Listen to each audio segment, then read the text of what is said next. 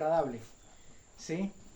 Eh, Llevo algo más de 20 años de vegetariano y cuando ingresé, yo no ingresé con la intención de comer allí. No acostumbro a comer en restaurantes afuera porque no confío en absoluto en la comida de afuera. Algunos de mis hermanos lo hacen y está muy bien, pero yo no acostumbro a hacer eso, así que iba a entrar solamente para acompañar. Pero cuando entro, percibo ese olor y para mí no fue nada agradable. Así que tuve que regresarme y los esperé afuera. Mientras mis hermanos comían, yo pensaba en ese hecho y hablaba con Dios y le decía al Señor que me permitiera experimentar algo similar al pensar en el pecado. El Señor me da, para mí la comida hoy no es una tentación. Lo que antes me gustaba, ahora ya no me gusta. Y lo que antes no me gustaba, ahora me gusta, en el buen sentido, ¿sí? Disfruto más, en estos días venía con Raquel en el bus, venía viajando para acá y hice algo que nunca en la vida había hecho. Me comí un brócoli cocinado en un bus. Jamás había hecho eso. Yo no sé cuántos han comido brócoli cocinado en un bus. No es muy común, ¿verdad? No.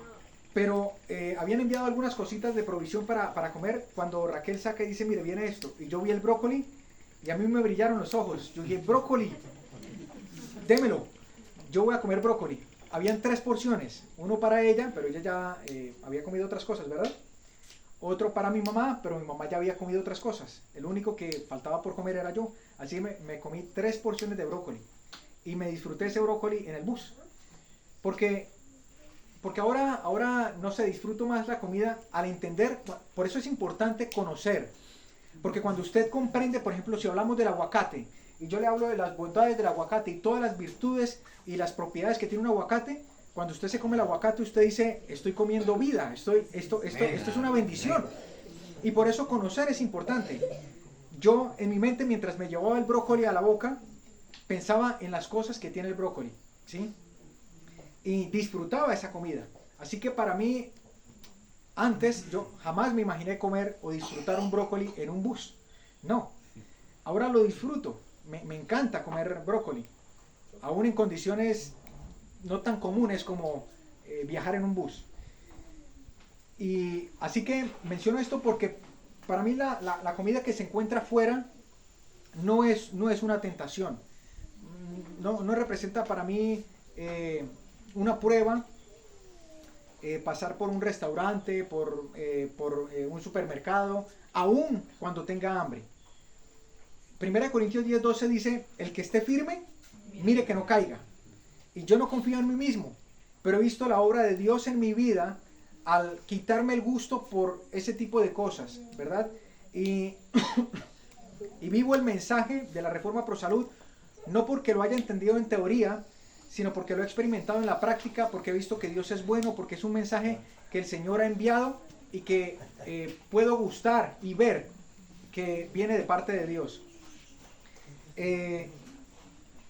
Entonces este olor que ya no es para mí gustoso, me sacó del restaurante. Y esta mañana hablaba con alguien que me decía, conversé con una hermana no es una hermana, es una señora, no pertenece a nuestra fe, pero ya conoció el mensaje. Dice, conversaba con esta persona, tiene cáncer y ya no puede ni hablar. Los dolores son extremadamente fuertes y ya no hay nada que le calme el dolor. Me decía esta persona, le canté algunos himnos y yo pensaba y me llenaba de tristeza porque mientras nosotros hoy gozamos de salud, disfrutamos de poder tener la paz, la tranquilidad de poder escuchar la palabra de Dios sin un dolor que nos aqueje. Hay una persona que en este momento, esta persona está sufriendo con un dolor insoportable, que no hay nada que se lo pueda controlar, producto de una enfermedad, como resultado del pecado. Y yo decía, Señor, mientras el hermano hablaba, Señor, ayúdame a ver el pecado como tú lo ves. Como cuando ingreso a un restaurante y ese olor no me agrada, que yo lo rechace, que salga de ahí y diga no quiero esto. Porque no solamente por conocimiento teórico quiero conocer quiero entender lo que es el pecado, sino quiero experimentarlo y quiero verlo como tú lo ves. La enfermedad, el dolor, el sufrimiento y la muerte son el resultado del pecado. Y el plan de Dios es que nosotros podamos separarnos de Él y que lo veamos como Él lo ve. Y sin embargo, en este momento, tal vez alguna vez les hablé de esto, pero Dios se encuentra entre la espada y la pared. Porque, y hoy su pueblo sigue en duda con respecto a la posición de Dios. Su pueblo, hablo de nosotros que tenemos este conocimiento. Yo les pregunto, ¿qué creen ustedes que es lo que más Dios ama en el universo? A los seres humanos. El ser humano. Dice Juan 3:16 que el cielo fue vaciado por salvar al ser humano. Pero ¿qué es lo que más Dios aborrece en el universo? Pecado. Pecado. Y resulta que lo que Dios más ama lleva adentro lo que Él más aborrece. Y por eso el Señor insiste en que debe haber una separación, una distinción entre el pecado y el pecador, para así podernos salvar. El pecado finalmente va a ser destruido, pero si el pecador se aferra al pecado, va a ser destruido junto con el pecado. ¿Sí? En alguna oportunidad yo les mencionaba sobre las vías en Colombia, la topografía en Colombia. Y hay algunos puentes atirantados largos de precipicios enormes. Y les ponía el ejemplo, quiero traer esto a colación recordando, para empalmar un poco con el tema anterior, porque si usted va en una carretera como las encuentra en Colombia, con un puente supremamente alto, pero que este puente con precipicios a los lados, pero este puente no tiene barandas, no tiene seguridad en sus flancos. ¿Sí me hago entender? Es una única vía. Es una vía simplemente de una calzada, un carril. Hay precipicio para un lado y para el otro. No hay protección en los flancos. Si por alguna razón usted pierde el control del volante, usted va manejando, ¿de qué lado le gustaría irse? ¿Del lado izquierdo o del lado derecho? Igual. Da igual.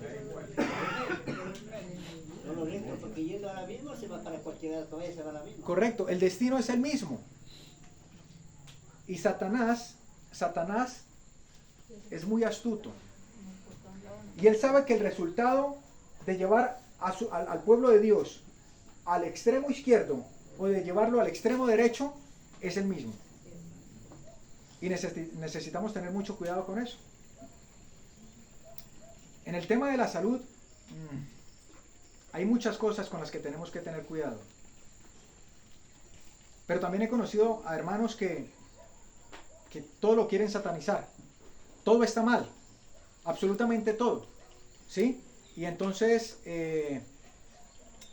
la vida está en riesgo y no quieren tomar ciertas medidas. Por ejemplo, voy a poner un ejemplo. Una persona necesita la aplicación de un suero con vitaminas B y vitamina C, pero ha entendido que eso no le agrada a Dios. Muchas veces su estado de salud depende de ese suplemento, ¿sí? Y dicen no lo voy a hacer porque esto no está escrito en el espíritu de profecía, yo no lo encuentro en ningún lado. Pero su vida depende de eso. Y alguna vez conversamos sobre principios y preceptos, ¿se acuerdan? Cuando nosotros comprendemos el principio, no importa si en algún momento el precepto tiene que ser abolido. Pero muchas veces nosotros terminamos cuidando y preservando el precepto y quebrantando el principio. ¿Sí lo recuerdan? Sí. Y por eso este tema es muy importante. Necesitamos entenderlo. Porque los principios son inamovibles. pero los preceptos pueden adaptarse según la necesidad.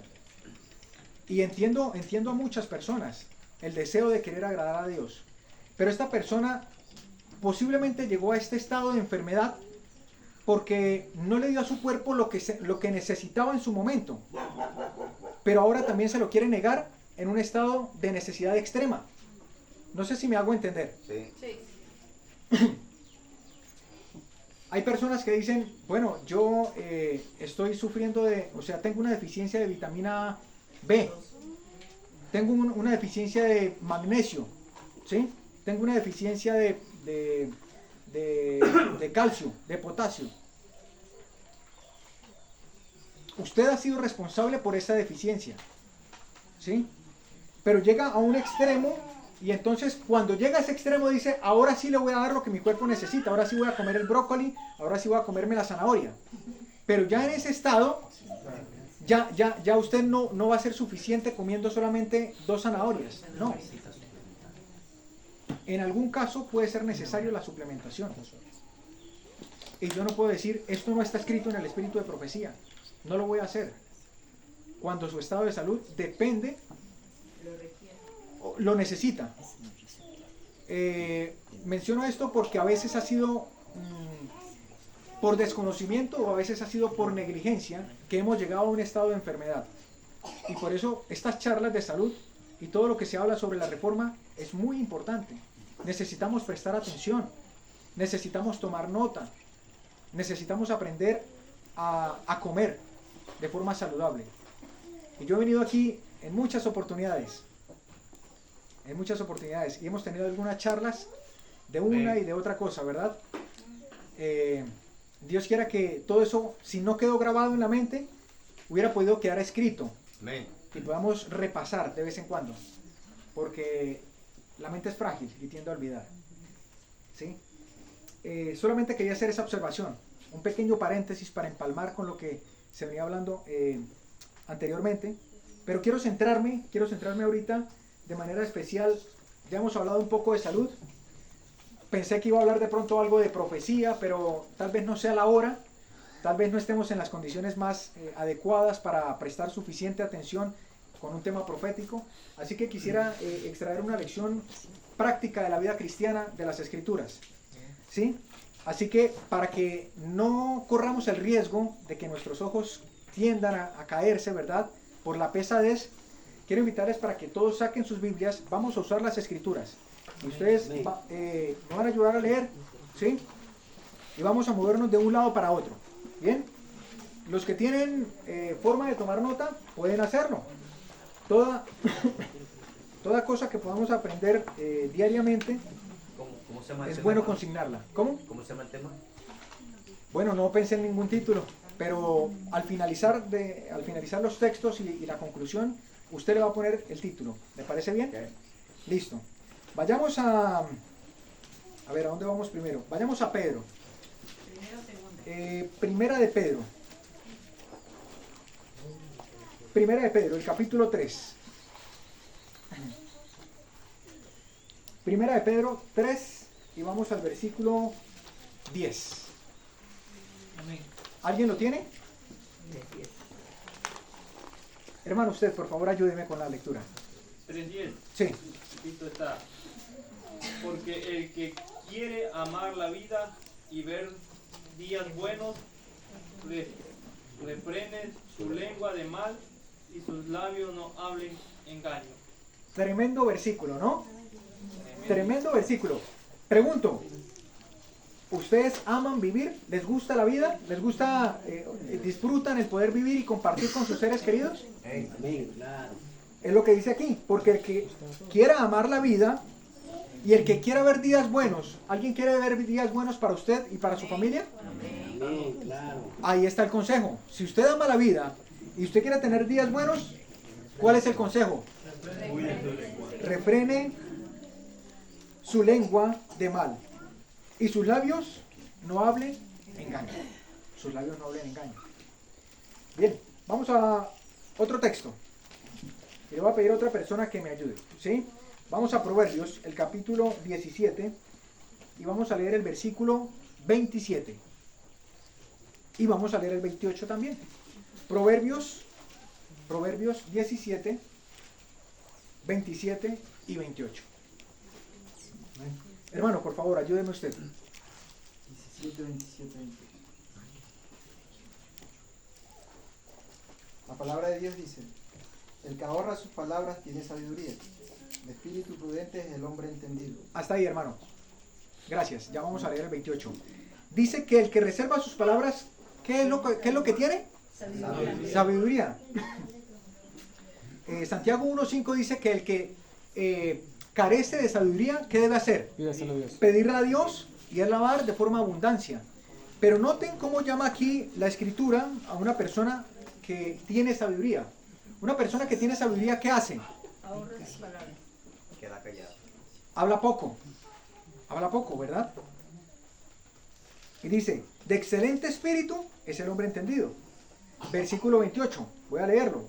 Aún el necio, ojo, ¿de quién está hablando? Del necio. Del necio. Dice, aún el necio cuando calla es contado como ¿qué?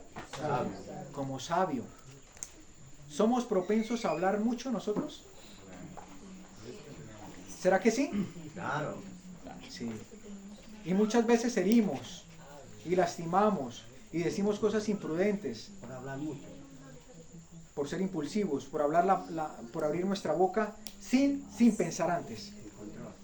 Aún el necio, cuando calla, es contado por sabio. El que cierra sus labios, ¿cómo es? Entendido. Entendido. Estamos aprendiendo lecciones prácticas de la vida cristiana. ¿Quieres sabiduría? Hable poco. ¿Quieres ser entendido? No sea precipitado al abrir la boca. Y esto que estamos mencionando, si bien es cierto, es una lección que podemos extraer, termina siendo determinante incluso para nuestra salvación. Y vamos a verlo. Ahí mismo en Proverbios, el capítulo 18, vamos a leer el versículo 21. Proverbios 18, 21. ¿Lo tiene, hermanito Olmedo? Amén. ¿Me ayuda, por favor? La palabra del Señor dice: la muerte y la vida están en poder de la lengua, y el que la ama comerá de sus frutos. Qué interesante. La muerte y la vida. ¿Han sabido ustedes de personas que han perdido la vida por ser imprudentes al hablar? ¿Ha pasado o no ha pasado? ¿Creen ustedes que ha pasado?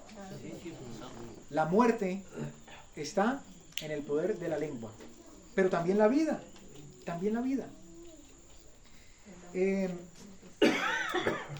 yo quiero que vayamos a Levítico, el capítulo, esto es el capítulo, Levítico, creo que es el capítulo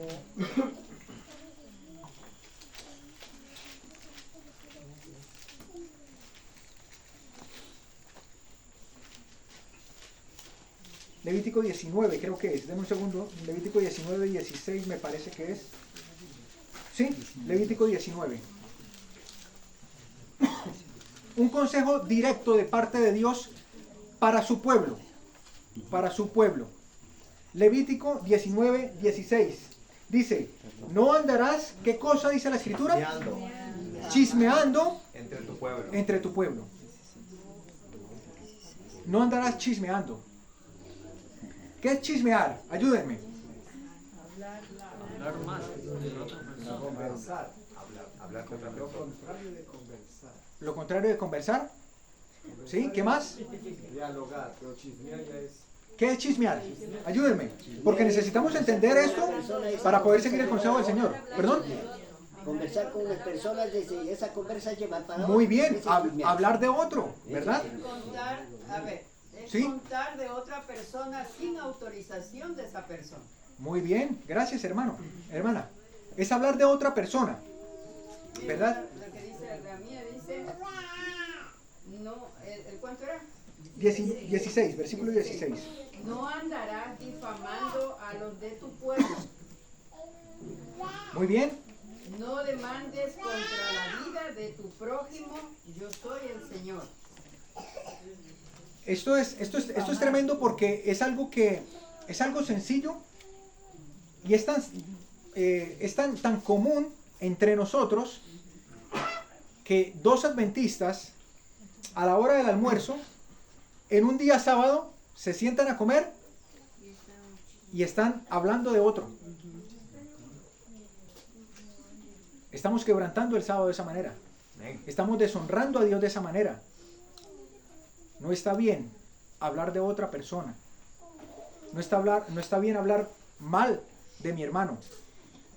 Menciono esto porque ocurre entre nosotros. Y este mensaje primero es para mí. Primero es para mí. Esto es un asunto que tiene trascendencia para la vida eterna. Y quiero que lo leamos, lo vamos a leer en la Escritura.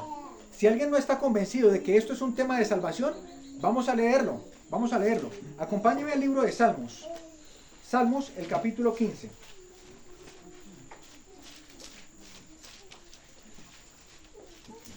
Perdón, y quiero hacer una aclaración porque de pronto, sin querer, pude haber herido a una persona. El ejemplo que puse ahorita no fue por el almuerzo de hoy, ¿no? Por si acaso. No, para nada. Dios sabe que no lo estoy diciendo por eso. El Señor lo sabe. Así que simplemente fue algo que se me vino a la mente porque pasa entre nosotros, ¿sí? Bien. Salmos, vamos al libro de Salmos, el capítulo 15. Y escuchen lo que dice este salmo. Este salmo es impresionante. Porque la pregunta que se hace es la pregunta que el joven rico se acercó ahí en Mateo 19 a hacer al Señor Jesús. ¿Qué debo hacer para heredar la vida eterna? En el Salmo 15, el versículo 1 dice: Jehová, ¿quién habitará en tu tabernáculo? ¿Quién residirá en tu santo monte? ¿Quién va a ser ese que va a heredar la vida eterna? ¿Quién? Noten las características, escuchen atentamente. Si usted, hermano querido, quiere ser salvo, quiere estar dentro del grupo de los redimidos, preste atención a lo que viene en el versículo 2 y 3. Dice: el que anda en integridad y obra justicia. ¿Y qué cosa hace? Habla verdad en su corazón. ¿Pero qué más? Escuchen lo que dice el versículo 3. ¿El que qué? No calumnia con su lengua. Miren, yo los invito para que ustedes hagan este ejercicio y les he hablado de la aplicación de My Bible, ¿sí? Para que ustedes puedan ir a la palabra original. Busquen la palabra original allí para calumnia. Bueno, perdón. No es la palabra original. La busqué en la versión en inglés. Lo hice esta mañana. La versión en inglés. ¿Saben qué palabra aparece allí en inglés? Esa palabra que aparece allí en inglés es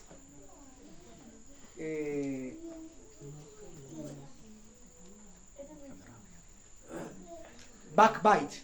¿Alguien tiene un Está marcador ahí. marcador? Esto no es permanente, ¿no? Como que se muerde para atrás. Ajá.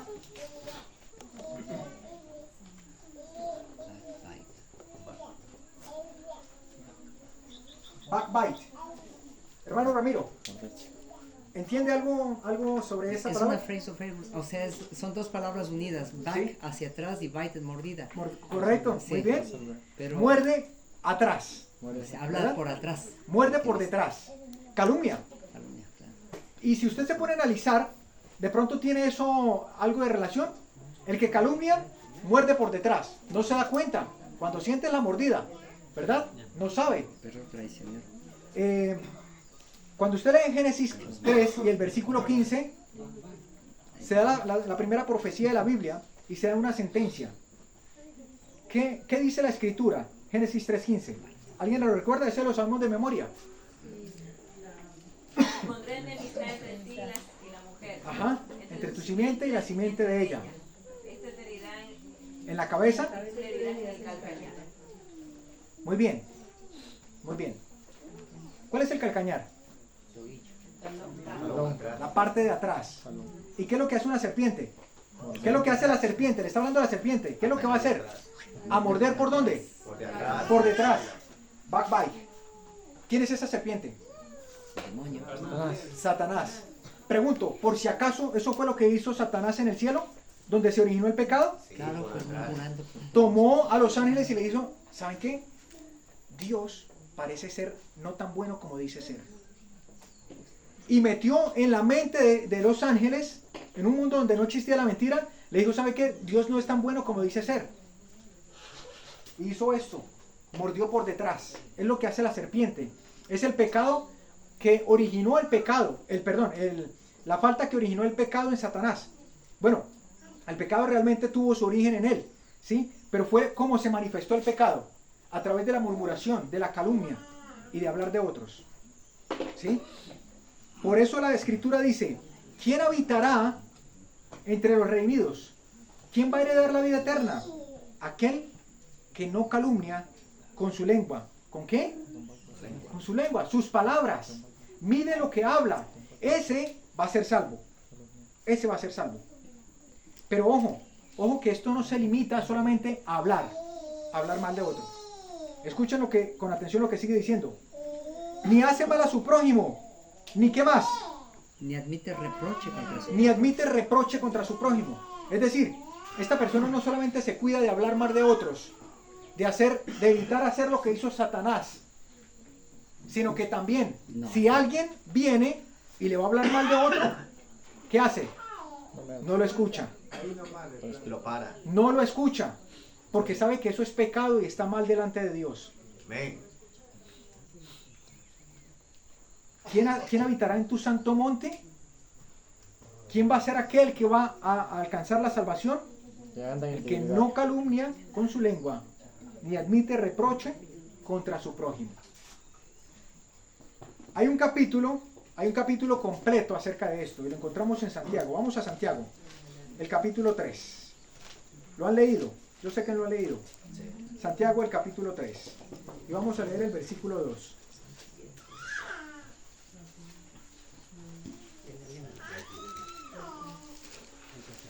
¿Qué horas tenemos? Ya. Tengo que tomar el 4:34. Ya. Lo tenemos, Santiago 3.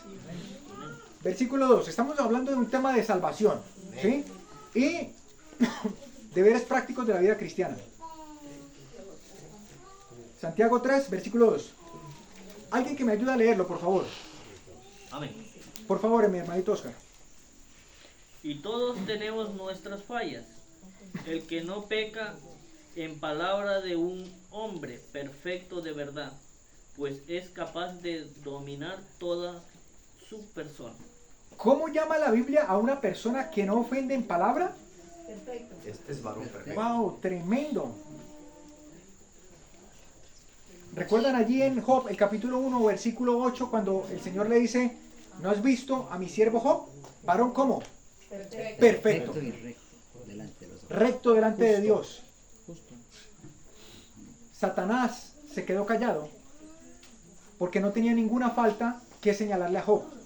No tenía nada que señalarle. Era un varón perfecto.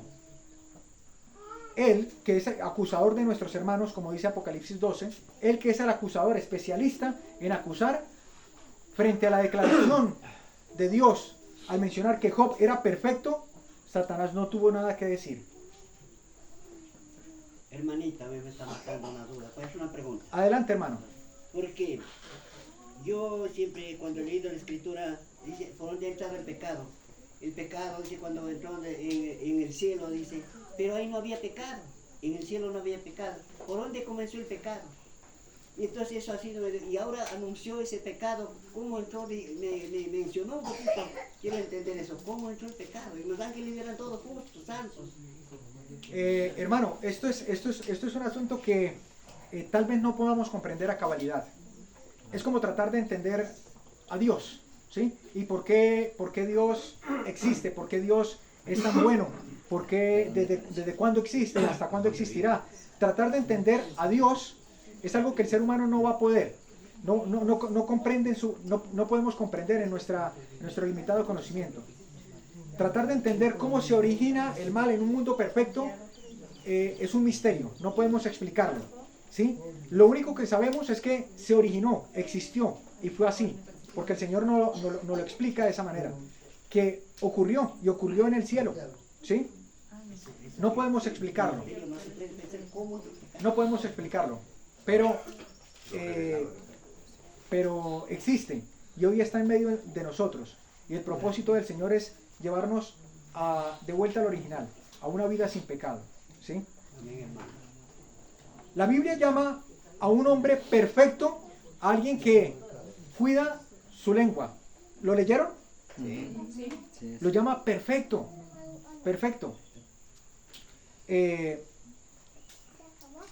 Jesús, el Señor Jesús, cuando vino, nos dio ejemplo de esto. Podemos también asociar a una persona perfecta a aquella que no se le puede señalar nada errado, ¿cierto? Y puse el ejemplo de Job. Pregunto, ¿Jesús fue perfecto cuando vivió durante el tiempo que vivió en la tierra? ¿Sí o no? Hebreos 4:15 dice que fue tentado en todo, pero sin pecado. Era una ofrenda perfecta, porque en el simbolismo del rito típico, solamente una ovejita, un cordero sin mancha, sin contaminación, perfecto podía ser ofrecido, y Cristo era perfecto. Así que una persona perfecta se puede asociar con una persona sin pecado. ¿Estamos de acuerdo? Bien, vayamos a Pedro, vayamos al libro de Pedro, primera de Pedro, el capítulo 2. Y vamos a ver cómo el Señor Jesús nos dio un ejemplo. Sí, aquí quisiera remarcar también, dice, esta persona que no ofende en palabra, ¿no? Es varón perfecto, dice, ¿no? Pero esta es la parte que quisiera refrendar aquí, capaz también de refrendar todo el cuerpo. Todo el cuerpo. Muy bien. Importante, ¿no? Gracias, hermano. Así es, valioso como termina el texto, ¿no? Porque si domina sus palabras, si domina su lengua, es capaz de refrenar todo el cuerpo, ¿sí? Bien. Vayamos a 1 de Pedro 2 y el versículo 21. 1 de Pedro 2, 21. ¿Lo tenemos? Dice, porque para esto fuisteis llamados, pues también Cristo padeció por nosotros, haciendo ¿qué cosa? Ejemplo. Dejándonos ejemplo, para que vosotros sigáis sus pisadas. Y noten cómo termina el texto allí. En mi versión aparece 2 puntos. ¿Sí aparece 2 puntos en su versión, en su Biblia? Punto y coma. Bueno, punto y coma. Va a explicar la idea. Va a explicar la idea. ¿Sí? Cristo padeció por nosotros, dejándonos ejemplo para que nosotros sigamos sus pisadas. Y ese signo de puntuación nos va a explicar la idea anterior. ¿Cómo nos dejó ejemplo? ¿Y qué pisadas debemos seguir? Dice, el cual, ¿qué cosa? No hizo pecado. No hizo pecado. Y miren cómo se asocia el pecado. ¿Cómo se asocia el pecado? No hizo pecado. ¿Y qué más? Ni se halló engaño en su boca. No hizo pecado. No se halló engaño en su boca. Con sus palabras no ofendió. Porque Santiago dice que un varón perfecto es aquel que domina su lengua, que cuida sus palabras. ¿Sí estamos comprendiendo? Ahora, el Señor Jesús nos dio ejemplo para que nosotros sigamos sus pisadas. ¿Sí? Y aquella generación, aquel grupo de personas que van a alcanzar la salvación, especialmente hablando de la última generación, se le asocia esta misma expresión. Vamos a Apocalipsis, el capítulo 14. Y vamos a leer versículo 5. Está hablando ¿de qué? De los 144,000. 144,000. 14:5. ¿Lo tenemos? Hablando de los 144,000, la Biblia dice, y en sus bocas no fue hallado ¿qué cosa? Engaño. Lo mismo que dice 1 de Pedro 2:21, para el ejemplo que el Señor Jesús nos dejó.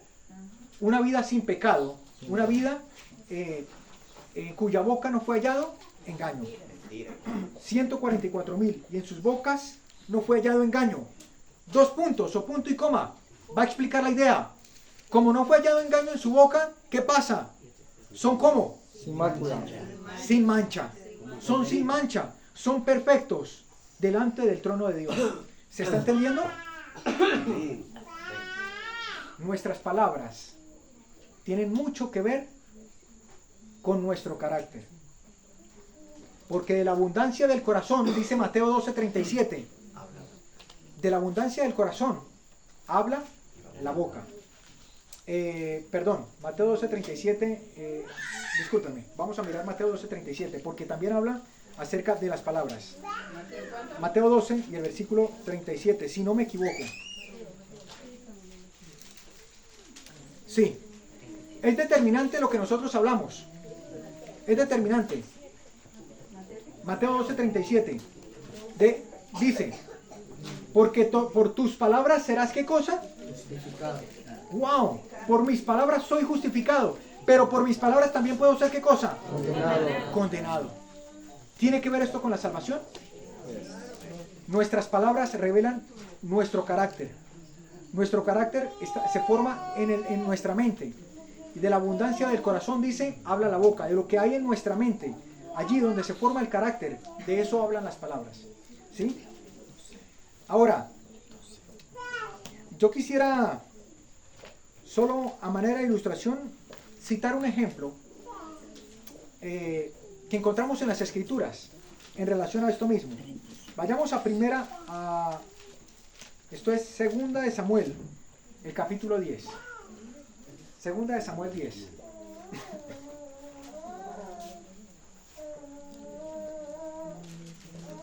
¿Capítulo cuál era? Segunda de Samuel, el capítulo 10.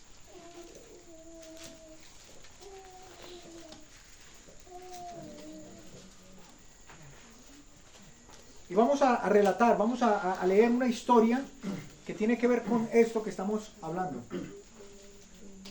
¿Ya lo tenemos? Bien, vamos a leer.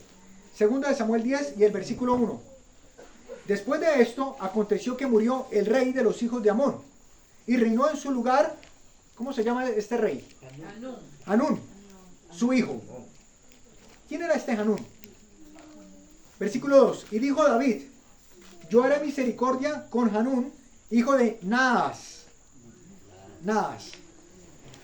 como su padre lo hizo conmigo. ¿Estamos entendiendo hasta ahí? ¿Quién murió? ¿Quién fue el que murió? Muy bien, ¿y quién era ese? Muy bien, por allá lo escuché. Naas. Muy bien. Muy bien, murió Naas. Así que reinó en su lugar Hanún, ¿verdad? Y entonces David se propuso hacer algo. ¿Qué se propuso hacer David? Siervos para consolarlo. Muy bien. Tener misericordia. Ser bondadoso con Hanún, porque Naas había muerto, ¿verdad? Y envió David a sus siervos para consolarlo por su padre. Mas, llegados los siervos de David a la tierra de los hijos de Amón, escuchen con mucha atención lo que ocurrió aquí, porque estamos hablando de las palabras. El rey Naas muere. Pero pregunta, ¿qué fue lo que hizo Naas con David? Tuvo misericordia. Muy bien, podríamos decir que Naas era un hombre misericordioso. Vamos a ver qué dice la escritura acerca de Naas. Primera de Samuel, el capítulo 11. Y ya volvemos allá a Segunda de Samuel. Primera de Samuel, capítulo 11, es el único lugar donde usted va a encontrar en la escritura que se habla acerca de Naas. Primera de Samuel, capítulo 11.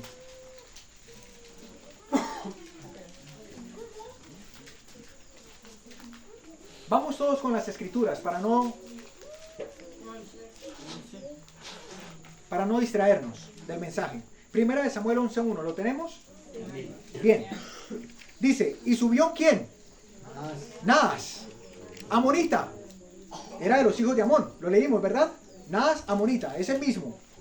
Y acampó contra Jabes de Galaad. Y todos los de Jabes dijeron a Naas, haz alianza con nosotros y te serviremos. Para adelantarles un poco, para entender el contexto, los de Jabes eran parte del pueblo de Dios. Pero subieron allá a Naas y le dijeron, haz alianza con nosotros y te serviremos. Porque los amonitas los iban a someter. Pero ¿qué pasó frente a la propuesta que hacen estos hombres? Y Naas, amonita, le respondió, con esta condición haré alianza con vosotros. ¿Cuál es la condición? Que a todos vosotros os saque el ojo derecho y ponga esta afrenta sobre todo Israel. ¿Qué les parece la propuesta? Misericordiosa. Naas le dice, si todos se sacan el ojo derecho, entonces vamos a ser amigos. ¿Sí? Si no, voy a ir en guerra contra ustedes y los voy a someter. ¿Qué respondió el pueblo? Versículo 3. Entonces los ancianos de Jabes le dijeron, danos tregua de 7 días para que enviemos mensajeros a todos los términos de Israel. Noten que era del pueblo de Israel. Y si no hay quien nos defienda, saldremos a ti. Y llegando los mensajeros a Gaba de Saúl, dijeron estas palabras en oídos del pueblo. Y todo el pueblo lloró a voz en grito. Y aquí Saúl, que venía del campo tras los bueyes, y dijo Saúl, ¿qué tiene el pueblo que lloran? Y le contaron las palabras de los hombres de Jabes. Y al oír Saúl estas palabras, el Espíritu de Dios vino sobre él, y se encendió en ira en gran manera, y tomando un par de bueyes, los cortó en pedazos, y los envió por todos los términos de Israel, por mano de mensajeros, diciendo, cualquiera que no saliera en pos de Saúl y en pos de Samuel, así será hecho a sus bueyes. Y cayó temor de Jehová sobre el pueblo, y salieron como un solo hombre. Es decir, Saúl motivó al pueblo a ir a la batalla, y decir, vamos contra los amonitas, porque vino el Espíritu de Dios sobre Saúl. ¿Sí? Y el Señor le iba a permitir esa afrenta para el pueblo de Israel. Así que, si ustedes siguen leyendo el capítulo, Saúl va al frente de la batalla y acaban con los amonitas. Así que Naas queda con esa espina y queda molesto con Saúl y queda indignado. Y en el tiempo en el que Saúl estaba persiguiendo a David para matarlo, Naas, como una forma de desquite, toma a David y lo protege de Saúl. ¿Sí me están entendiendo? Y por esa razón Naas tuvo misericordia de David. Pero no porque era misericordioso, sino porque quería de alguna manera una venganza contra Saúl. ¿Sí? Volvamos a 2 de Samuel, el capítulo 10. Ya ubicándonos en contexto. 2 de Samuel 10. Entonces, muere Naas y David quiere hacer misericordia. Y envía una delegación para mostrar consolación, para dar su sentido pésame a Hanún por la muerte de su padre. Pero ¿qué pasó? ¿Qué pasó? Noten el versículo 3. Los príncipes de los hijos de Amón dijeron a Hanún, su señor. Noten lo que le van a decir, las palabras, lo que hablan. ¿Te parece que por honrar David a tu padre ha enviado consoladores? Pregunto, ¿esa era la razón por la que David había enviado a la delegación, sí o no? ¿Para qué envió David a la delegación? ¿Para qué? Era por misericordia. Por misericordia, pero ¿era para consolarlo? ¿Sí o no? Claro. Mi Biblia en el versículo 2 dice que era para consolarlo.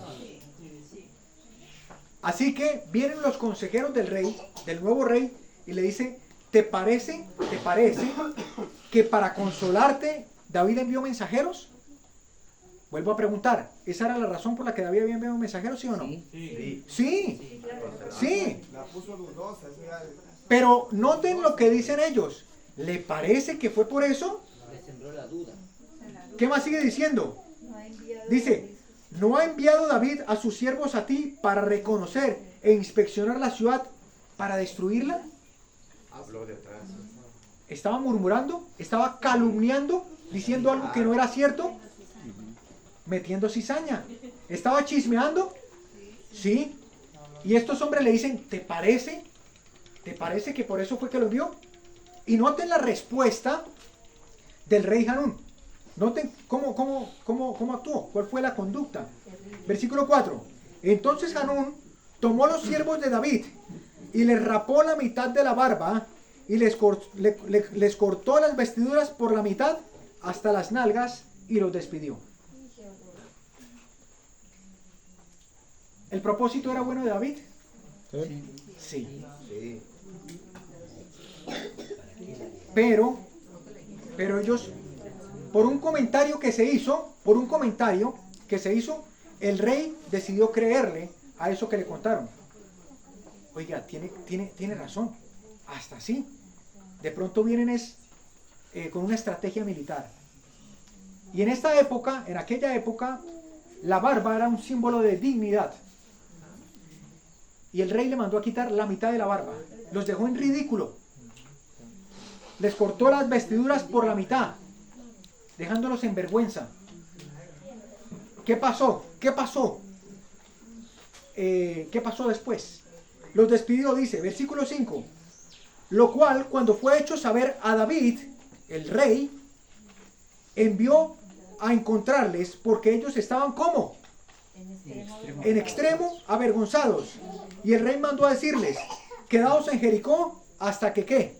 Nos vuelva a crecer la barba. Hasta que le vuelva a crecer la barba. Porque retirarse la barba era un símbolo de humillación. Y dijeron, no, quédense ustedes allá porque venir ustedes con la mitad de la barba, eso es algo terriblemente humillante.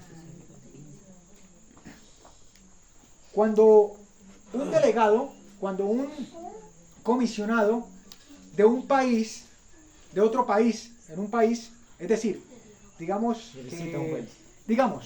que hay una delegación que se envía para Colombia, de aquí de Ecuador. Se envían unos delegados, el embajador o los embajadores del país del Ecuador allá en Colombia. Y los colombianos los tratan mal, los maltratan, los golpean. ¿Cómo se siente el pueblo ecuatoriano? ¿Es solamente para ellos la molestia, el malestar, solamente para los que fueron? Es una ofensa para toda la nación, para todo el país. Es una ofensa. Y así se sintió David. Así se sintió David. ¿Y qué hizo? Versículo 6. Y viendo los hijos de Amón que se habían hecho odiosos a David, enviaron los hijos de Amón y tomaron a sueldo. Ojo, ¿qué pasó? Por una palabra, por un chisme, miren lo que pasó. Tomaron a sueldo, ¿a quiénes? A los sirios de la casa de Rehob. A los sirios. Y a los sirios de Soba también. ¿Cuánto? 20.000 hombres. 20.000 hombres de a pie. Y del rey de Maca, ¿cuántos? 1.000 hombres. Y de Istop, ¿cuántos hombres? 12.000. 12.000 hombres. Alguien que me ayude con una calculadora. ¿Tienen una calculadora allí? 30. Saquen por favor una calculadora. ¿Cuántos son? 33.000. ¿Cuántos? 33.000. 33.000. Bien. ¿Sí? 33.000. A ver, espérenme, lo leo yo. ¿Están de acuerdo? Sí, Son 20.000. Más 12.000. 32.000. Más 1.000. 33.000. Muy bien. Esta historia, pongan un dedito allí, van 33.000 hombres. Esta historia se amplía también en Crónicas. Vamos a Primera de Crónicas, el capítulo 19. Primera de Crónicas 19. Pongan un dedito allí en Samuel, porque ya vamos a volver. Primera de Crónicas 19. Y el resto de historia ustedes lo van a leer en casa porque es la misma. Pero aquí tenemos un detalle extra. Quiero que leamos el versículo 6. Primera de Crónicas 19, verso 6. Me avisan cuando lo tengan, por favor. Primera de Crónicas 19, 6. ¿Lo tenemos? Amén. Y viendo los hijos de Amón que se habían hecho odiosos a David, Hanún y los hijos de Amón enviaron 1.000 talentos de plata para contratar a sueldo, ¿qué cosa? Carros Y gente de a caballo. Versículo 7. La gente de a caballo no se menciona en Primera de Samuel. No. En Segunda de Samuel, perdón. Versículo 7. Y tomaron a sueldo 32.000 carros. 32.000 carros. ¿Cuántos llevábamos antes? 33. 33. ¿Y 32 cuánto suma? 65.000. ¿Cierto? 65.000. Dice que tomaron ¿a qué? A sueldo. ¿Qué quiere decir eso? Les pagaron. Les iban a pagar. Una persona que trabaje aquí en agricultura por día, o un maestro de construcción, ¿cuánto se le paga por día? 25, 30. A ver, ¿creen ustedes que es lo mismo pagarle un sueldo a una persona que trabaja en agricultura o a alguien que va a entrar a una batalla donde su vida está expuesta? ¿Creen ustedes que el que va a una batalla puede ganar un poquito más? Claro. Sí. Que no puedan ir. Es su vida la que está en juego, ¿verdad? Los soldados Así que esta persona, estos asalariados no iban a ganar $30. Pongámosle 60. Para hacer, para ponerle poquito, ¿verdad?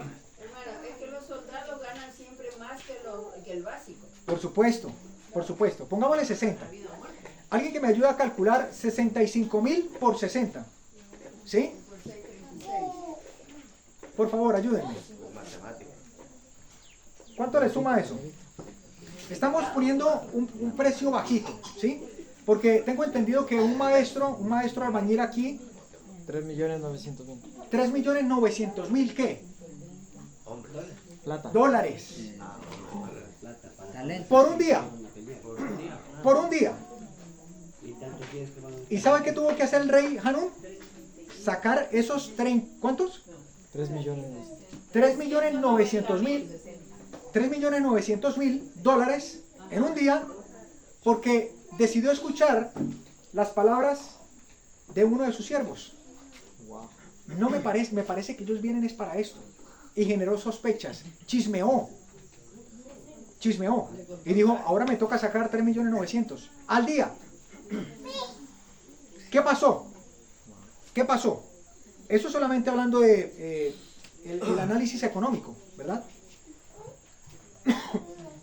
El 7 dice, y tomaron El presupuesto financiero que se requería por haber escuchado esas palabras. Hermanito Sí, Ramiro, perdón. dice, el 7 dice, y tomaron a sueldo 32,000 carros y al rey de Maaca y a su pueblo, los cuales vinieron y acamparon delante de Medeba. Ajá. Y se juntaron también los hijos de Amón, las ciudades, y vinieron a la guerra. O sea que... Sí, volvamos a 2 de Samuel 10 para seguir leyendo. Se armó una guerra, ¿sí? Y eran más de 65,000 hombres contra toda otra nación completa. ¿Por qué? Por un comentario, por un chisme. ¿Y qué pasó? Volvamos a 2 de Samuel 10, versículo 7. Y cuando lo oyó David, estoy leyendo 2 de Samuel 10, versículo 7. Y cuando lo oyó David, envió a Joab, ¿con todo qué? El ejército de los valientes. Con todo su ejército de qué? De los valientes. Los más valientes. ¿Quiénes eran esos? Vamos al capítulo 23. Capítulo 23. ¿Me ayudan con la hora, por favor? 5. ¿5? Bueno, tengo como 15 minutos. Segunda de Samuel 23. Vamos a avanzar rápido. Versículo 8. Segunda de Samuel 23, versículo 8. ¿Lo tenemos?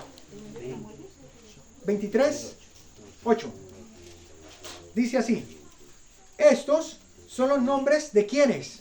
De los valientes. De los valientes de David. Y vamos a empezar por el primero. No los vamos a leer todos. Solamente el primero. El Tagmorita, que se sentaba en cátedra, principal de los capitanes.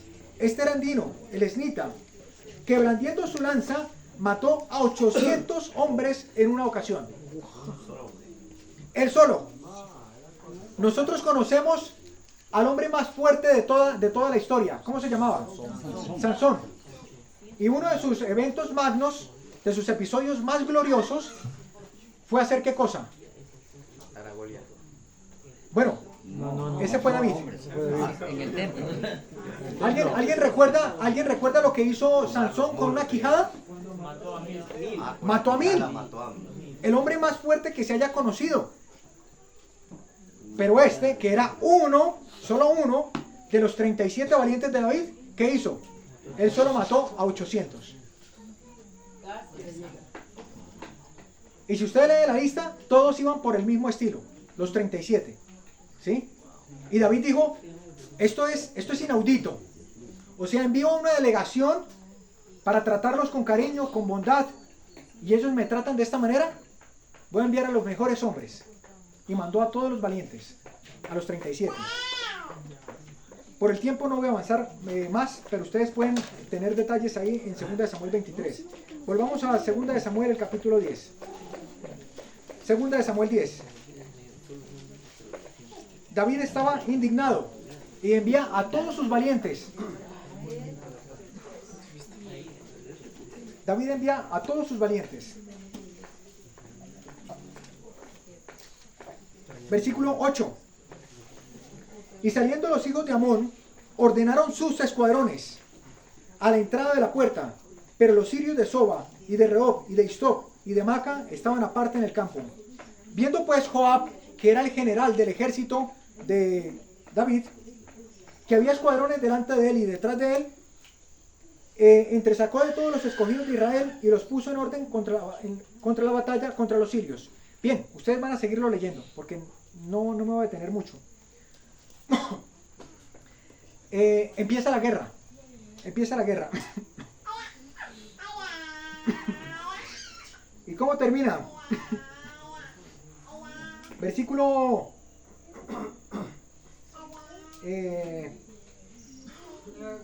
14. Leamos el 13 para el contexto. Y se acercó Joab y el pueblo que con él estaba para pelear contra los sirios. Mas ellos huyeron delante de ¿quién? De él. ¿Quiénes huyeron?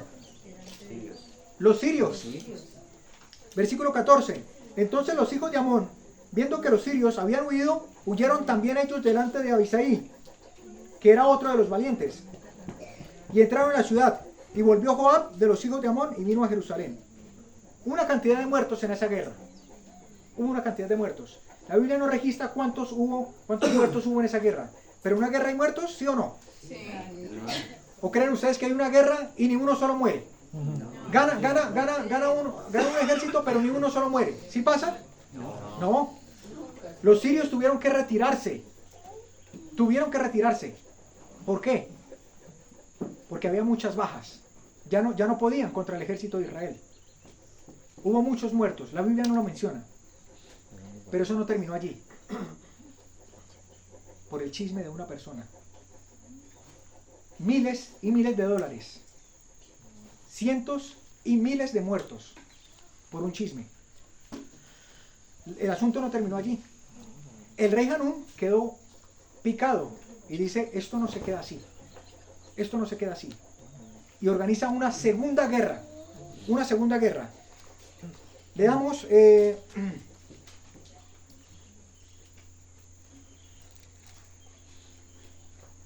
leamos otra vez, entonces avancemos hacia el 15. 15. Mas viendo los sirios que habían caído delante de Israel, se volvieron ¿a qué? A reunir. Y ustedes pueden encontrar esta historia con más detalle en Patriarcas y Profetas, los que toman nota, la página 703 en adelante. 702, 703 en adelante. 3. Patriarcas y Profetas. Se volvieron a reunir, es decir, organizaron una segunda guerra. Versículo 16. Y envió Hadadezer y sacó a los sirios que estaban al otro lado del río, los cuales vinieron a Elam, llevando por jefe a Sobac, general del ejército de Hadadezer. Versículo 17. Y cuando fue dado aviso a David, ¿qué hizo David? ¿Qué hizo? Otra vez reunió al pueblo. Y pasando el Jordán, vinieron a Elam. Y los sirios se pusieron en orden de batalla contra David y pelearon contra él. La segunda batalla. Otra guerra. Por un comentario, por un chisme, por una imprudencia. ¿Qué pasó? Aquí tenemos un detalle que no tuvimos de la primera batalla. Versículo 18. Mas los sirios, ¿qué hicieron? Tuvieron que retirarse. ¿Por qué? Delante de Israel. Así como la primera vez. ¿Por qué se retiraron? Porque tenían ya muchas bajas. Ya habían muchas bajas y estaban perdiendo. Así que se retiran. ¿Y qué pasó? Dice el versículo 18. E hirió David de los sirios la gente de 700 carros. ¿Y cuántos hombres? 40,000 hombres. 40,000 hombres de a caballo. Hirió también a Sobac, general del ejército, y murió allí. ¿Cuántos hombres perecieron allí? 40,000 hombres. Aparte de la gente de los caballos, que eran 700 caballos. Y en un caballo no iba solamente una persona, eran carros.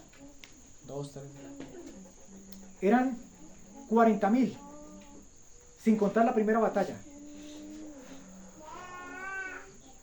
Por una imprudencia, por una palabra mal hablada, por un chisme. Y a nosotros se nos hace tan fácil hablar de nuestro hermano. Por eso que en Santiago dice que la lengua enciende la rueda de la creación. Así es, hermano. El asunto de hablar con prudencia, de manejar nuestras palabras, de no hablar mal contra nuestro hermano, no solamente es algo que nos va a evitar problemas aquí en esta tierra, sino que es un asunto determinante para nuestra salvación. Allí en Proverbios, el capítulo 26, Proverbios, el capítulo 26, el versículo 20 y el versículo 21, dice así, Proverbios 26, 20 y 21. Sin leña, ¿qué pasa? Se apaga el fuego. Y donde no hay chismoso, ¿qué pasa? No hay problemas, no hay contiendas, no hay rivalidad, no hay pelea entre hermanos, no hay disensión. Versículo 21. ¿El carbón para qué? Para la brasa. Y la leña para el fuego. El hombre rencilloso para encender contienda. Y los que tienen Biblia de estudio pueden leer el comentario que aparece allí de Proverbio 26. Es increíble. Por favor, léanlo. Léanlo. Se los dejo de tarea. Miren, yo lo tengo subrayado. Todito. Yo subrayo las cosas importantes. Y mire cómo tengo la Biblia ahí. Todo el comentario está subrayado. Todo. ¿Sí alcanzan a ver? Sí, claro. Todo el comentario está subrayado. Y es bastante. Es muy importante. Por favor, léanlo. Léanlo. Voy a leer solamente una pequeña porción. Los que no tienen la Biblia de estudio van a buscar a una persona que tenga la Biblia de estudio. ¿Sí? Y van a leer el comentario de Proverbios 26. ¿Ok? Y los que no, pueden descargarse la aplicación de My Bible y ahí encuentran los comentarios de la Biblia de estudio. Solamente una pequeña porción. Mire cómo le llama la inspiración a una persona que habla mal del otro. Y vamos a ver que no solamente es que hable mal. Mire cómo lo llama. Dice, el falso hermano. ¿Cómo lo llama? El falso hermano. Y usted puede dar diezmos. Y puede reunirse los sábados. Y puede conocerse la profecía. Y puede ser vegetariano. Pero si habla mal de su hermano, usted es un falso cristiano. Así lo llama la inspiración. El falso hermano olvida sus propias flaquezas humanas. Lo estoy leyendo aquí, hermano, a esta En la altura primera más o menos. columna, ¿no? Sí. Allá, gracias, aquí está. El falso hermano olvida sus propias flaquezas humanas. Y escuchen esto con atención. Olvida su obligación. ¿Qué cosa es? Una obligación. Olvida su obligación delante de Dios de no hablar, y escuchen, ni pensar nada malo, para que no se deshonre a Dios, ni se hiera a Cristo en la persona de sus santos, de su prójimo, de sus demás hijos. ¿Entendimos bien? El falso hermano olvida que tiene la obligación delante de Dios de no solamente no hablar mal, sino de ni siquiera pensar mal de él, para que no se deshonre a Dios en la persona de sus hijos, de su prójimo, de sus santos. Esto en cuanto a lo que nosotros hablamos, incluso lo que pensamos, pero decía también Salmos 15, lo que escuchamos. ¿Qué horas tenemos? 5 y 10. 5 y 11. Voy a hablar unos 6 minutos más. ¿Sí puedo? Sí, claro. Bien, para no cansarlos mucho. Esa sería nuestra, ese debería ser nuestro comportamiento, nuestra conducta frente a nuestro hermano, a cualquiera, aún cuando se equivoque.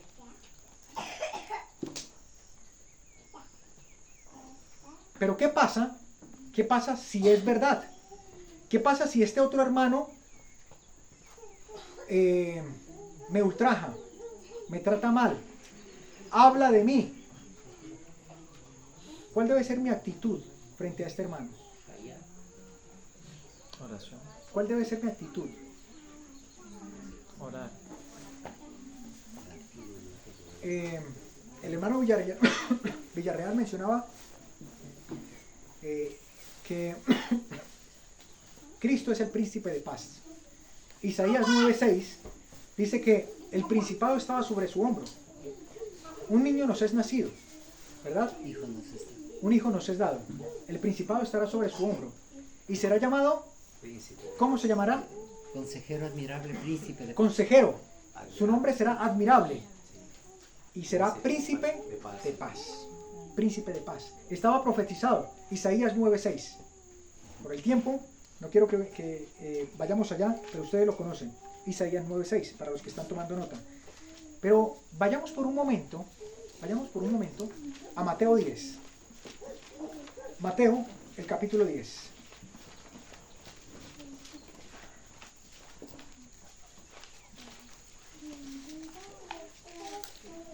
Vamos a leer el versículo 34. Aquí el Señor Jesús mismo está hablando. Aquel que es príncipe de paz. No pensé. Mateo 10 y el versículo 34. El príncipe de paz está hablando. Y miren lo que dice. No penséis que he venido para meter, ¿qué cosa? Paz en la tierra. ¿Quién está hablando? Jesús. Jesús, el príncipe de paz. No penséis que he venido para traer paz en la tierra. No he venido para traer paz, sino que... ¿Cómo es posible? ¿Cómo es posible que Cristo, que es el príncipe de paz, él mismo diga, no he venido a traer paz, sino espada? Bueno, el cristiano, el Hijo de Dios, según Mateo, en el Sermón del Monte, Mateo 7, si no me equivoco, dice que vamos a tener que el camino hacia la patria celestial, el camino del cristiano es cada vez más estrecho. Así lo dice Mateo 7. La puerta es ¿cómo? Estrecha. ¿Es estrecha la puerta? Sí. Pero no solamente la puerta es estrecha. Dice, y angosto es ¿qué? El camino que conduce ¿a dónde? A la vida eterna. El cristiano debe entender que en este camino hacia la vida eterna, cada vez el camino se reduce, se estrecha. ¿Y eso qué implica? Dificultades. Eso implica dificultades. Mateo 10 sigue hablando de que el Padre, de que debemos organizar nuestras prioridades. La Biblia menciona que nuestra familia se pondrá en contra nuestra. ¿Y cómo vamos a tomar nosotros eso? Esa guerra que va a experimentar el cristiano. Se supone que Jesús es el príncipe de paz. Pues bien, existen dos tipos de paz. Ustedes recuerdan allí la historia que aparece en Marcos 4, cuando Jesús está durmiendo plácidamente en el barco y los discípulos están luchando contra la guerra, contra la tempestad que hay afuera. Una tempestad. Y ellos luchan y tratan de ejercer control sobre la situación. Hombres experimentados. ¿Pero qué pasó? No podían. En última instancia, ellos desesperados, preocupados por su vida, porque había una guerra afuera, una tempestad que parece que les iba a quitar la vida, deciden llamar a Jesús. Le dice, maestro, estamos a punto de perecer, despiértate. Y Jesús, dice la Escritura, se levanta también asustado. ¿Sí? No. ¿Jesús se levantó asustado? No. ¿O él se levantó tranquilo? Relajado. Los discípulos estaban angustiados. ¿Tenían paz ellos? No tenían paz. Pero Jesús se levanta y en medio de esa circunstancia difícil, Él tiene paz. Y como dice el himno 324 en el antiguo, dice paz, haya paz. Y dice la Escritura que se hizo ¿qué? Bonanza. Paz, haya paz. Y esta historia revela lo que Revela lo que puede ser la experiencia cristiana. Afuera puede haber guerra, puede haber tribulación, podemos tener en contra a nuestra familia, podemos tener en contra a nuestros hermanos, a la iglesia. Pero adentro hay una paz que, como dice Filipenses 4:6, sobrepasa todo entendimiento, porque esa paz guarda nuestros corazones en Cristo Jesús. Por el contrario, hay personas, puede haber un ambiente de paz externo, pero adentro una persona puede experimentar tribulación y angustia. ¿Creen que puede ser así? Afuera está todo tranquilo, pero adentro, ¿cómo está esta persona? Sin paz. Sin paz. La paz que el Señor nos ofrece es una herencia. Dice el Señor, mi paz os dejo, mi paz os doy. No como el mundo la da. No es una paz cualquiera. Dice, es mi paz. Esa es la paz que yo les quiero dar. Que aunque afuera haya tribulación, angustia, desesperación, ustedes puedan tener paz en medio de la tormenta. Salmo 119 y el versículo 165. ¿Dónde está el secreto? Salmos 119. Y vamos a leer el versículo 165. Y escuchen la profundidad de este versículo. Escuchen con mucha atención. Dice las Santas Escrituras, mucha paz. ¿Cuánta? Mucha paz tienen los que aman tu ley. Y agrega algo más. No hay para ellos, ¿qué cosa? Tropiezo. No hay para ellos tropiezo. Aunque otros hablen mal, aunque otros calumnien de usted, aunque otros le quieran hacer guerra, usted puede experimentar mucha paz. Aunque otros hablen, eso para usted no va a ser un tropiezo. Usted va a estar tranquilo. ¿Cómo podemos encontrar esa paz? ¿Cómo podemos encontrarla? Hay un texto que me encanta y que ustedes deberían tomar nota y de pronto pegar en los dinteles de sus puertas, de sus habitaciones, de sus casas. Veámoslo. Isaías, el capítulo 26. Aquí está el secreto. Isaías 26. Y ustedes lo conocen. 26. Y vamos a leer el versículo 3. La promesa de Dios. Dice, tú guardarás. ¿Cómo? En una paz absoluta. Sin importar lo que haya afuera. Sin importar los problemas económicos. Sin importar la crisis financiera. Sin importar los problemas políticos. Sin importar los problemas familiares. Tú guardarás en completa paz. ¿A quiénes? Ahí está el secreto. Aquel cuyo pensamiento en ti persevera, porque en ti ha confiado. Amén.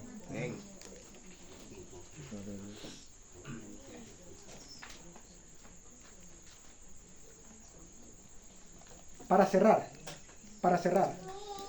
quiero volver a David, un hombre conforme al corazón de Dios. Tenemos un ejemplo de cuál fue la conducta de un hombre que era conforme al corazón de Dios frente a una situación como la que estamos presentando, donde hablan mal de él, donde es calumniado, no solamente hablan mal de él, sino hasta perseguido, ¿sí? Solo un episodio cortico, 2 de Samuel, capítulo 16.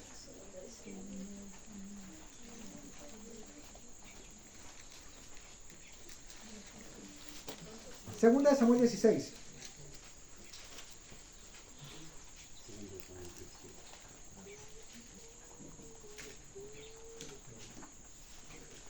Segunda de Samuel 16. ¿Lo tenemos? Ya. Con esto cierro.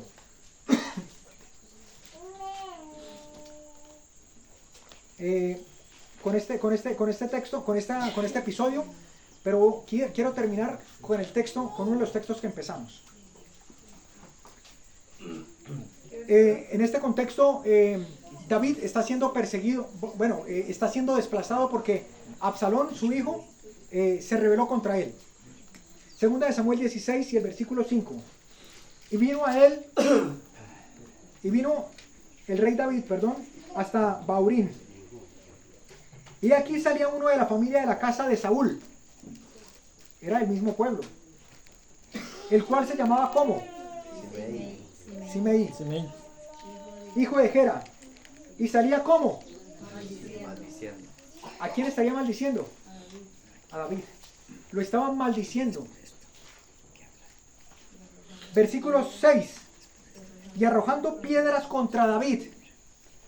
Pregunto, ¿alguna vez de ustedes han hablado mal? ¿Sí? Hemos experimentado eso, tal vez. ¿Cuál ha sido su actitud? Tal vez a veces defendernos, justificarnos. Tal vez de alguno de nosotros han hablado mal. Pero yo les pregunto, y esta vez sí quiero que levanten la mano, ¿a cuántos los han agarrado a pedradas? ¿Sí? A David dice que lo tomaron y era el rey. Era el rey. Y este hombre le estaba tirando piedras. Y lo estaba maldiciendo, lo estaba insultando. Lo estaba haciendo quedar mal de todo el pueblo, delante de todo el pueblo. Y arrojando piedras contra David, versículo 6, y contra todos los siervos de David, y todo el pueblo, y todos los hombres valientes que estaban a su derecha y a su izquierda. ¿Quiénes estaban ahí? Hombres valientes. A ver, a ver. No eran hombres valientes. Eran los valientes de David. ¿Leímos algo acerca de los valientes de David? Sí, claro. 37. Mataron 800 hombres. De pronto alguno de ellos podía decir, ¿qué le pasa a este hombre? ¿Sí o no? ¿Podía alguno de los valientes de David ejercer control sobre la situación? ¿Podía rebelarse? Claro. 37 hombres podían contra todo un ejército. Claro. Y este hombre solito este hombre le estaba arrojando piedras. ¿Qué pasó? Sigamos leyendo. ¿Cuál fue la actitud?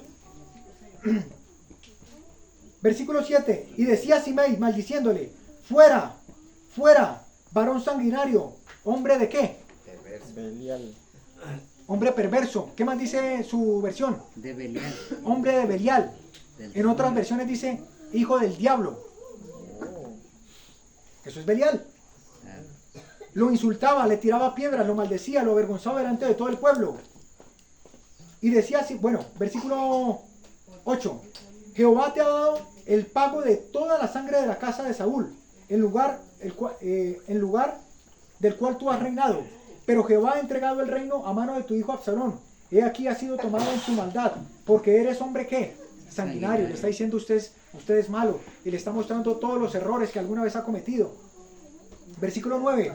Entonces Abisaí, uno de los valientes, y lo pueden leer en el 2 Samuel 23, que era uno de los valientes, Abisaí, hijo de Sarbia, dijo al rey, ¿por qué maldice este perro muerto a mi señor el rey? ¿Qué le pasa a este hombre? Le dice, yo te ruego que me dejes a mí solito, déjame a mí pasar y le volaré la cabeza.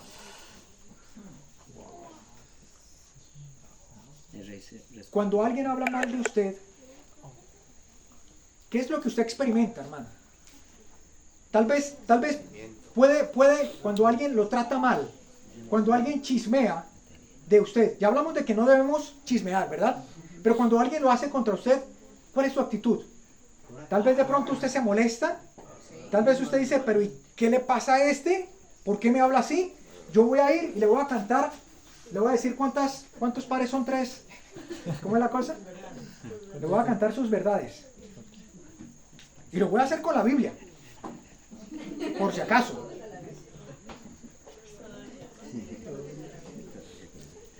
Dice uno solo de los valientes, déjeme a mí. Y yo voy y le corto la cabeza. ¿Qué dijo David? Versículo 10. Y el rey respondió, ¿qué tengo yo contra vosotros, hijos de Sarbia?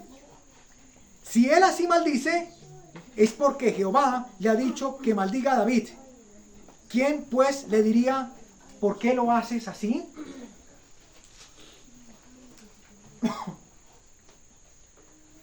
Cuando usted aprende a conocer a Dios y entiende que todo está bajo su control y de que no hay nada que ocurra que no sea permitido por Él, cuando usted esté pasando por aflicción, por situaciones difíciles, cuando su nombre esté siendo difamado, cuando alguien hable mal de usted, cuando usted le arrojen piedras, cuando usted no lo quieran en la iglesia, usted puede pensar, Dios lo ha permitido así, porque Dios está al control de todas las cosas y yo voy a tener paz. Y si hay algo mal que está en mí, el Señor me lo va a mostrar. Y esa fue la actitud de David. Versículo 11. Y dijo David a Abisai y a todos sus siervos: he aquí mi hijo, quien ha salido de mis entrañas, acecha mi vida. ¿Cuánto más ahora un hijo de Benjamín? Dejadle que maldiga. Jehová se lo ha permitido.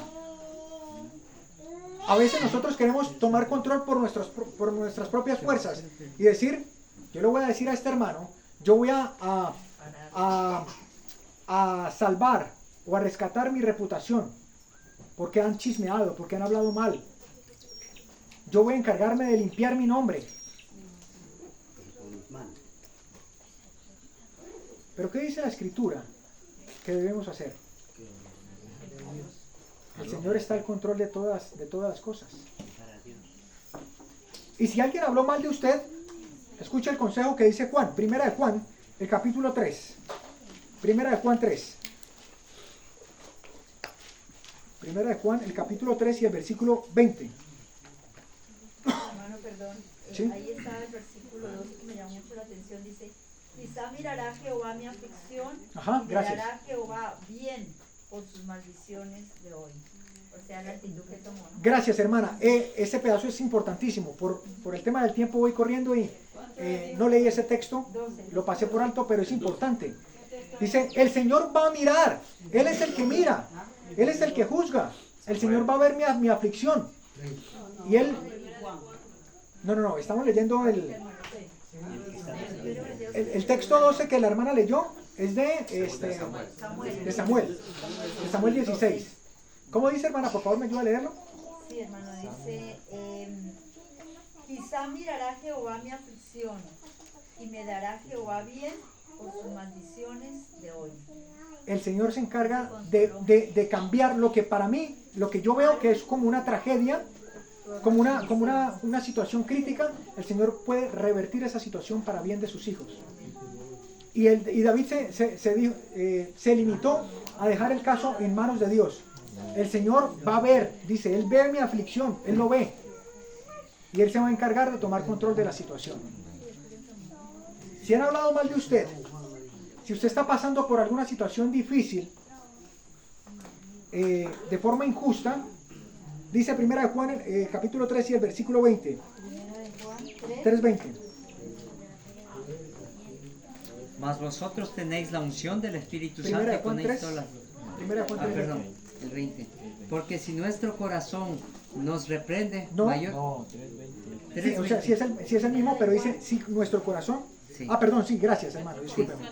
Yo le interrumpí. Porque si nuestro corazón nos reprende, mayor es Dios que nuestro corazón, y Él conoce todas las cosas. Versículo 21, muy bien. Amaos, si nuestro corazón no nos reprende, confianza tenemos para con Dios. Muy bien. Sí, dice la Escritura, porque si nuestro corazón nos reprende, pues Dios conoce todas las cosas y Él nos va a enseñar en qué estamos mal. Pero si nuestro corazón no nos reprende y de forma injusta están hablando mal de nosotros y estamos pasando por una situación difícil porque están chismeando, nos están calumniando, si nuestro corazón no nos reprende, ¿qué es lo que tenemos? Confianza, paz para con Dios. Porque Dios sí ve todas las cosas. No se angustie. El Señor se va a encargar. Como no lo he hecho, no tengo problema. Así es. No tenemos que salir a limpiar nuestro nombre. Claro. El Señor se encarga de eso. Bien, Voy a leer dos textos más y con esto termino. Creo que está en 2 de Corintios.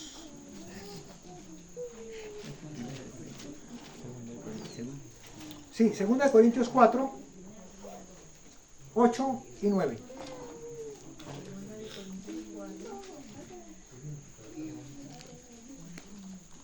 Se hablaba del estrés. Se hablaba de la preocupación, ¿verdad?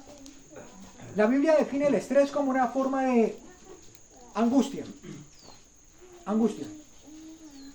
Y es lo que dice Filipenses 4, del 4 en adelante. Dice, por nada estéis afanosos ni angustiados. Por nada estéis angustiosos, regocijados en el Señor siempre. Por nada estéis angustiosos. Por nada venga sobre ustedes el estrés. Por nada.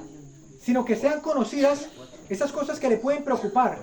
Dice Filipenses 4, del 6 en adelante. Esas cosas que le preocupan, lléveselas en oración a Dios, con acción de gracia. Y Dios, que ve todas las cosas, va a darle paz en su corazón. Una paz que sobrepasa todo entendimiento. Aquí leemos en 2 Corintios 4 y el versículo 8. Dice que estamos atribulados en todo. Y esa puede ser la vida del cristiano. Atribulados en todo. ¿Pero qué cosa? No estamos angustiados.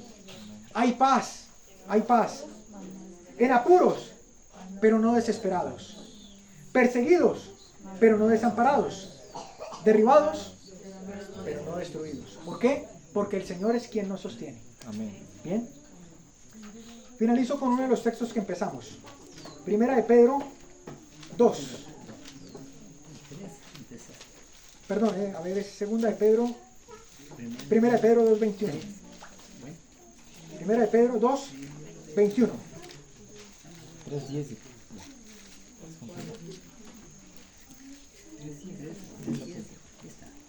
Primera de Pedro 2:21. ¿Lo recuerdan que lo leímos? Sí. Bien. Pero ahora vamos a leer el 20. Vamos a leer el 20. Porque es posible, hermano, que usted considere que está pasando por una tribulación, por una prueba, que usted está siendo objeto de una situación injusta. Pero, hay que analizar muy bien algo. Hay que analizar muy bien algo. Es posible que esa prueba por la que estoy pasando sea producto de una situación que Dios puso en mi camino para pulirme, o esa prueba por la que estoy pasando es una situación que yo mismo me busqué y digo, Señor, me siento atribulado, me siento perseguido, pero es el resultado de mis propias obras. Hay que analizarlo muy bien, ¿sí? Y es lo que dice Primera de Pedro 2:20, porque ¿qué gloria es si alguno a causa de la... ¿qué gloria es si pecando vosotros sois abofeteados y lo sufrís? ¿Qué gloria hay? ¿Qué bienestar, qué provecho tengo si soy atribulado? Pero por mis pecados, por como soy yo, por mi carácter. Tal vez porque fui imprudente al hablar. ¿Hay alguna gloria en eso? Dios se ve glorificado y digo, Señor, estoy en una prueba. ¿Qué gloria es eso? ¿Qué gloria es si pecando vosotros sois abofeteados y lo sufrís? Pero si haciendo bien sois afligidos y lo sufrís, esto ciertamente es agradable al Señor. Así que, hermanos, el Señor nos invita a analizar muy bien si estamos pasando por una tribulación, si fue por una imprudencia que yo cometí de pronto en mis palabras y ahora estoy pasando en mis actos por una situación difícil, o si es una prueba que viene de parte que el Señor ha permitido. De pronto alguien está hablando de mí de forma injusta y mi nombre o mi reputación está por el suelo. De pronto mis hermanos en los que yo confiaba me están tirando piedras, ¿sí? Y aparentemente afuera, donde debería haber paz, hay guerra y hay tribulación. El Señor dice, si lo sufrís, y es una prueba que va a pulir mi carácter, que es algo que es permitido por Dios, que podamos tener la actitud de David, dejarle a Dios todas las cosas, y decir, Señor, tú harás justicia, tú ves mi aflicción, en tus manos está mi vida, voy a contemplarte, porque solamente contemplándote puedo obtener paz. Tú guardarás en completa paz a aquel cuyo pensamiento en ti persevera, porque en ti ha confiado. Que el Señor les bendiga, queridos hermanos, que su palabra pueda no solamente quedar en nuestros oídos, sino también pueda penetrar en lo más profundo de nuestro corazón, de manera que seamos constreñidos por el Espíritu para ponerla por obra, ¿sí? Nuestras palabras pueden determinar si somos justificados o si somos condenados. Que el Señor nos ayude a tener control sobre nuestros pensamientos y nuestras palabras. Dios les bendiga, queridos hermanos. Amén.